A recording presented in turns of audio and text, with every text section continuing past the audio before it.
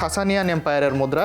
এই মুদ্রাটা যখন প্রচলিত ছিল তখন আমাদের হজরত মোহাম্মদ সাল্লাল্লাহু আলাইহি ওয়াসাল্লাম তিনি জীবিত ছিলেন। আমার কাছে সব মিলিয়ে প্রায় 10 থেকে 12,000 ডাক টিকিট রয়েছে। এগুলো সংগ্রহ করতে কি টাকা পয়সা লাগে? এটা অবশ্যই টাকা লাগে এবং খুবই একটি ব্যয়বহুল শখ। আজ থেকে প্রায় 150 বছর আগের একটি পোস্ট কার্ড এটি। ওগো আমার প্রাণ পাখি, আমার শত কোটি সালাম ও অফুরন্ত প্রেম এবং ভালোবাসা। ফিলিস্তিনের কিন্তু একসময় নিজেদের মুদ্রা ছিল। টিপু সুলতানের একটি স্বর্ণ মুদ্রা আপনি দেখতে পাচ্ছেন, খুবই ছোট আকৃতির মুদ্রা। মেসির ছবি দেখতে পাচ্ছি, নিচেরটা ক্রিস্টিয়ানো রোনাল্ডো। এগুলো হচ্ছে ফেন্সি নোট বলা হয়। এটা কিন্তু একবার বিশ্বের সব থেকে সুন্দর নোটের খেতাব পেয়েছিল। আমার হাতে একটা পত্রিকা আছে, এই পত্রিকাটার নাম হচ্ছে দৈনিক বাংলা, যেখানে লেখা আছে আর বাকি মাত্র একদিন। বাংলাদেশ স্বাধীন হবার পর প্রথম যে ইলেকশনটা হয়েছিল সাধারণ নির্বাচন, ঠিক তার আগের দিনে পত্রিকা, অর্থাৎ তারিখটা হচ্ছে 6 মার্চ 1973 সাল। দামটাও যদি একটু বলি, লেখা আছে মূল্য 25 পয়সা, আর ভারতে বিমান ডাকে হচ্ছে আপনার 30 পয়সা। আরেকটা পত্রিকা আমি দেখাচ্ছি, এটার নাম হচ্ছে বিপ্লবী বাংলাদেশ। এটা হচ্ছে বাংলাদেশে যখন মুক্তিযুদ্ধ চলছিল সেই সময়কার পত্রিকা, 28 নভেম্বর 1971 সাল। দাম ছিল 15 পয়সা এবং হেডলাইনে লেখা আছে শ্যামনগর, কালীগঞ্জ, দেবহাটা থানা মুক্ত, সাতক্ষীরায় যুদ্ধ চলছে। এমন অসংখ্য দুর্লভ পত্রিকার সংগ্রহ যার কাছে আছে, তার নামটা হচ্ছে ওয়াসিম ইকবাল। শুধু যে পত্রিকা তা কিন্তু নয়, তার কাছে একদম মোগল আমলের থেকে শুরু করে অটোমান সাম্রাজ্য, ইভেন আমরা শুনেছি যে হজরত মোহাম্মদ সাল্লাল্লাহু আলাইহি সাল্লামের জীবিত দশার যে মুদ্রা, তার কিন্তু সংগ্রহ সাজিদের কাছে আছে। আজকে তার সঙ্গে আড্ডা দেবো, কথা বলবো সেই মুদ্রাগুলো, পত্রিকাগুলো এবং পোস্টকার্ড থেকে শুরু করে যা যা আছে সব কিছু দেখাবো। সঙ্গে থাকুন। সাজিদ, কি অবস্থা, কেমন আছেন? জি আলহামদুলিল্লাহ, আপনি কেমন আছেন? আমি মোটামুটি ভালো আছি। প্রথমে শুরুতে আপনার পত্রিকাগুলো আপনার কাছে হস্তান্তর করে দিচ্ছে। তারপর শুধু একটু আমার প্রশ্ন হচ্ছে যে এই যে এত এত সংগ্রহ আপনি করেছেন, আসলে এই নেশা বা এটা কিভাবে হলো, কিভাবে শুরু করেছিলেন? আমার সংগ্রহের বয়স 13 থেকে 14 বছর এবং আমি সর্বপ্রথম মুদ্রাই সংগ্রহ করতাম। এর পাশাপাশি এখন বিভিন্ন সময়ের পত্রিকা, 1971 সালের পত্রিকা, এর সাথে সাথে ব্যাংক নোট এবং স্ট্যাম্প এবং নানাবিধ দলিল, এগুলো আমি সংগ্রহ করে থাকি। ঠিক আছে সাজিদ, আমি একটু পত্রিকা থেকেই যাই। আপনার হাতে যে পত্রিকাগুলো আছে, একটু আপনার কাছ থেকে কবের কি পত্রিকা বা কি একটু যদি আমাদেরকে দেখাতেন, বা কিভাবে আপনি পত্রিকাগুলো সংগ্রহ করেছেন যদি বলতেন। এটা 1971 সালের 27 জুনের একটি পত্রিকা। তার মানে হচ্ছে যুদ্ধ তখন চলছিল, মুক্তিযুদ্ধ চলমান ছিল। 1971-72 সালের বাংলাদেশের বাজেটের বিষয়ে লেখা রয়েছে। বাংলাদেশ বলতে তৎকালীন পাকিস্তান। এটার মূল্য সেই সময় ছিল পূর্ব পাকিস্তানে 25 পয়সা, পশ্চিম পাকিস্তানে 40 পয়সা। আরো কয়টা পত্রিকা আছে আমি একটু যদি আমি জানি যে সাজিদ, এই যে এত আগের পত্রিকা, মুক্তিযুদ্ধকালীন পত্রিকা কিংবা আরো কিছু পত্রিকা আছে যেগুলো মানে যুদ্ধের পরবর্তী সময়, পত্রিকাগুলো আসলে আপনি কিভাবে সংগ্রহ করেছেন বা পেয়েছেন কিভাবে এত আগে? আমি তো মূলত ফিলাটেলি বেশি দিন শুরু করা না। ফিলাটেলি বলতে দলিল, তারপরে বিভিন্ন ডকুমেন্টস রিলেটেড যে সংগ্রহ, এটাকে ফিলাটেলি বলা হয়। তো ফিলাটেলি রিলেটেড সংগ্রহ আমার 2 থেকে 3 বছর যাবত আমি এগুলো সংগ্রহ করছি। বিভিন্ন বাংলাদেশের বড় বড় ফিলাটেলিস্ট আছে, এর মধ্যে আমার খুবই কাছের একজন মোজাম্মেল হোসেন, উনি আমাকে বেশি সাহায্য করে থাকেন এ ধরনের পত্রিকাগুলো সংগ্রহ করতে। এছাড়াও অনেক সংগ্রহক আছে যাদের সাথে এইভাবে সংগ্রহ করতে করতে আমার পরিচয় হয়েছে, তাদের মাধ্যমে আমি মূলত এগুলো সংগ্রহ করে থাকি। এগুলো সংগ্রহ করতে কি টাকা পয়সা লাগে? অবশ্যই এটা খুবই ব্যয়বহুল একটি সংগ্রহ করতে গেলে অবশ্যই টাকা লাগে এবং খুবই একটি ব্যয়বহুল শখ। মানে এগুলো আপনাকে টাকা দিয়ে কিনে আনতে হয় এক ধরনের, তাই তো? এখানে আরো কিছু বিষয় আছে, শুধু টাকা দিয়ে কিনে আনার বিষয়টাও না। কিছু জিনিস আছে আমি টাকা দিয়ে কিনি, কিছু আছে আমি নিজে আমার সংগ্রহ থেকে অতিরিক্ত যেগুলো সেগুলো আমি বিক্রি করি, আবার কিছু আছে এক্সচেঞ্জ করি। এইভাবে আর কি আমার এই সংগ্রহের ধারাবাহিকতা। ধরুন আমি যদি আপনার থেকে অমুক দিনে, ধরুন আমার কাছে মনে হলো যে বাংলাদেশের প্রথম নির্বাচনের যে পত্রিকাটার পাতাটা আছে সেটা আমি আপনার থেকে নিতে চাই, সেক্ষেত্রে কেমন টাকা পয়সা খরচ হবে এগুলোতে?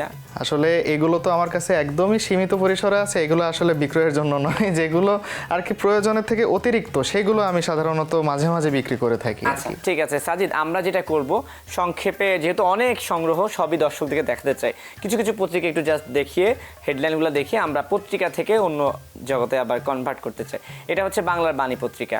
বাংলার বাণী এই পত্রিকাটি 1973 সালের তৎকালীন একটি বড় দুর্যোগ ঘটে গিয়েছিল বাংলাদেশে। তো সেই দুর্যোগকে কেন্দ্র করে মূলত এই পত্রিকাতে লেখা হয়েছে। দুর্যোগকালীন সময়ে মানুষের যে পরিস্থিতি, ঘরবাড়ি ভেঙে গেছে, মূলত এই খবরগুলো এই পত্রিকাতে বেশি ফোকাস পেয়েছে। এবং এর পাশাপাশি এই পত্রিকাটা হচ্ছে 1975 সালের এই পত্রিকাটিতে লেখা আছে যে খন্দকার মোস্তাকের নেতৃত্বে সশস্ত্র বাহিনীর শাসন ক্ষমতা গ্রহণ। এটা যথাসম্ভব 16 আগস্টে। এটা 16 আগস্ট সকালের পত্রিকা। এবং এর পাশাপাশি এখানে আরও অসংখ্য পত্রিকা রয়েছে, যেমন দৈনিক ইত্তেফাকের এই পত্রিকাটিতে লেখা দেখতে পাচ্ছেন, এখানে লেখা আছে পূর্ব পাকিস্তানে জাতিসংঘের রিলিফ ব্যবস্থার সংগঠন পদ্ধতি সম্পর্কে পূর্ণ মতৈক্য। মানে জাতিসংঘ তৎকালীন সময়েও কিন্তু পূর্ব পাকিস্তানের হয়েও যে আসলে তারা কথা বলেছিল সেই বিষয়টি এখানে উল্লেখ পেয়েছে। এই পত্রিকাটি ইংলিশ একটি পত্রিকা, দ্য পাকিস্তান অবজারভার। এই পত্রিকাটিতে অ্যাপোলো অভিযান, চন্দ্র অভিযানের যে বিষয় 71 সালে অ্যাপোলোর অভিযানের বিষয়ে কিন্তু এখানে লেখা রয়েছে। এর সাথে সাথে যুদ্ধকালীন সময়ের বিভিন্ন, এখানে যেমন দেখতে পাচ্ছেন পশ্চিম পাকিস্তানের তৎকালীন প্রেসিডেন্ট ইয়াহিয়া খানের ছবি দেওয়া রয়েছে এবং তাকে এখানে সম্বর্ধনা জানাচ্ছে সশস্ত্র বাহিনীর কিছু লোক। আমি একটা জিনিস দেখতে চাই যে এটা তো ইংরেজি পত্রিকা, আমরা বাংলা পত্রিকার দাম দেখেছিলাম যে 25 পয়সা। আমি একটু ইংরেজি পত্রিকাটার দামটা একটু দেখতে চাই যে এটার দামটা কত ছিল। এটাও 25 পয়সা এবং করাচির জন্য হচ্ছে 45 পয়সা and rest of West Pakistan 50 পয়সা। একটু দর্শকদিকে দেখিয়ে রাখি যে এটা বাংলাদেশে তখন অর্থাৎ পূর্ব পাকিস্তানে 25 পয়সা ছিল, কিন্তু পশ্চিম পাকিস্তানের জন্য ছিল 45 পয়সা। ঠিক আছে, আর কিছু কি দেখানো আছে পত্রিকা থেকে? পত্রিকা দেখালে তো অনেক কিছু দেখানো যায়, যেহেতু সময় স্বল্পতা রয়েছে আমরা এখন মুদ্রাতে শিফট করলে ভালো হয়। ঠিক আছে, পত্রিকা তো দেখলাম, এবার একটু মুদ্রা প্রসঙ্গে আসতে চাই। আপনার কাছে কতগুলো মুদ্রা আছে, কোন কোন দেশের বা কিভাবে কি যদি বলতেন? এখানে আমার সংগ্রহের সবকিছু আসলে এভাবে ধরবো আমরা।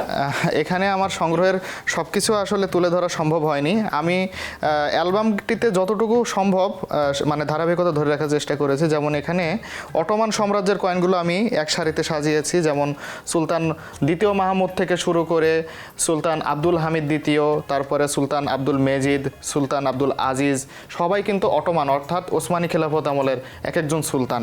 এর সাথে সাথে এখানে যদি একটু বলি কত সালে এগুলো, তাহলে 337 খ্রিস্টাব্দ।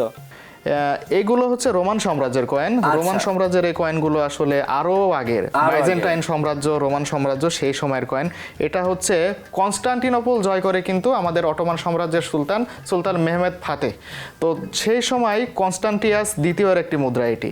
এবং এখানে সুলতান আব্দুল আজিজের মুদ্রা দেখতে পাচ্ছেন, যেখানে 1277 হিজরি সালটা লেখা আছে, কারণ সেই সময় মুদ্রাগুলোতে আরবি হিজরি সাল লেখা হতো।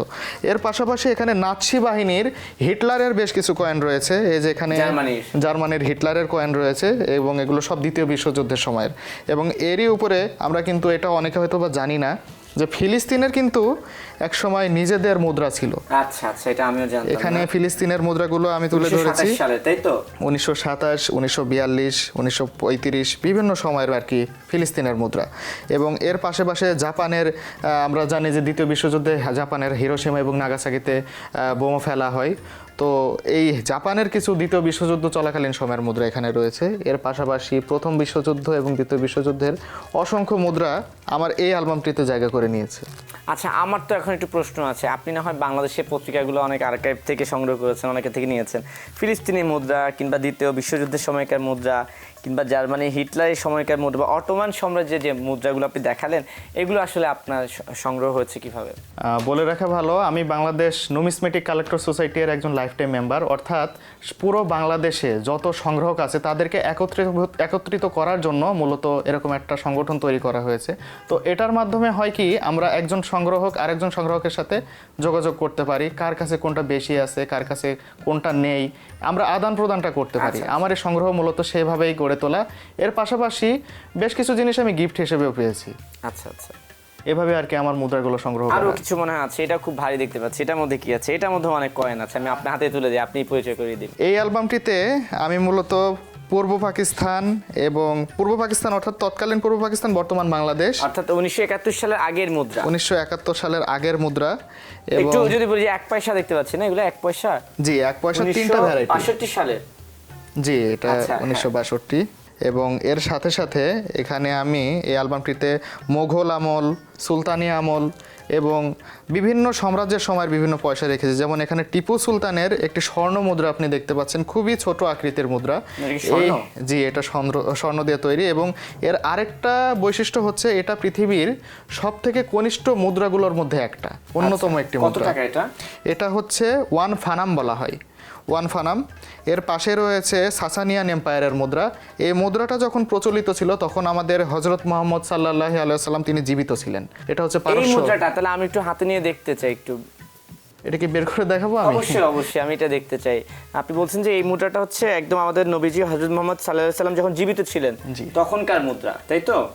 এটা পারস্য সাম্রাজ্যে প্রচলিত ছিল। বর্তমান ইরান, ইরাক, আফগানিস্তানের কিছু অঞ্চল এবং আরবের কিছু অঞ্চল মিলেই কিন্তু এই সাসানিয়ান এম্পায়ার ছিল। তো সেই সময়ের শাসক ছিল দ্বিতীয় খসরু। সেই দ্বিতীয় খসরুয়ের শাসনামলের অর্থাৎ 590 থেকে 631 খ্রিস্টাব্দের মধ্যবর্তী সময়ের একটি মুদ্রা এটি।